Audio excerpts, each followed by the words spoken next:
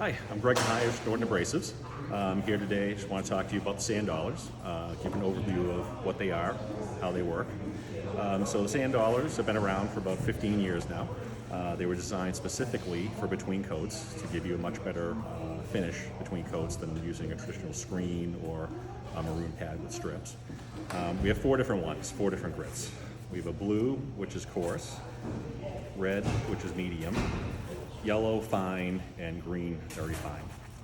So the blue one was designed for doing a recoat on an old finish. So if you have an old finish, you're going to come in and do a recoat that's kind of scratched up and worn.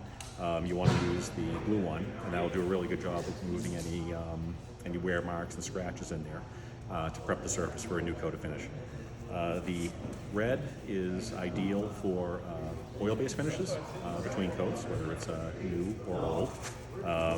The yellow is great for water-based finishes, and the green is very fine, which is probably the best application for that would be if right before, say, a final coat of water base, after your second coat, and the finish is pretty smooth, really doesn't have too much debris or anything in there, and you just really want to go over it lightly, then the green one would be ideal for that. The nice thing about the sanddolars, the way they're designed, and what's kind of unique about them, is it's abrasive grain bonded to a foam backing. And what that allows that to do is it allows the sanddollar to glide over the floor and conform to the surface. So unlike traditional, say, a screen or paper that can be a little rigid, and if it hits a higher spot on the floor, the abrasive grain can actually push into the finish and leave a scratch. The grain on the sanddollar, when it hits a high spot, it will actually push back up into the foam so that it leaves a very consistent, very uniform scratch. So it's almost impossible to get a swirl mark, and almost impossible with the sanddollar to cut through finish. So it's very safe to use on when you're abrading after, say, staining a floor, on floors that you might be worried about using any other type of product that could possibly cut through or burn through spots to bare wood through the stain. The sanddollar is very forgiving. Now the sanddollar does need to be driven by a pad. You can't just put the sanddollar directly on the dry plate and buffer.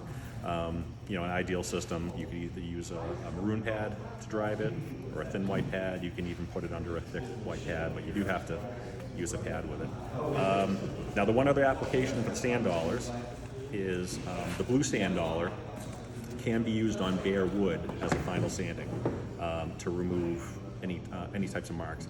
What we would have to do is you would have to final sand the floor first. So whether you're going to finish up with 100 or 120, you would do your final screening to blend the edges in the field. And once that's done, you could come back with the blue sanddollar and just refine that scratch. And if you do that with the blue sanddollar, it will remove any kind of errant swirls or scratches left on the floor and leave you with a perfect finish. So in that case, that's really ideal for, say, if you're staining maple, a dark stain, or wood that's really difficult that shows marks. If you hit the floor with the sanddollar, it's going to remove any marks and leave a perfect finish. You would need to water pop after that, though, because this is going to close the grain off more and leave a finer finish.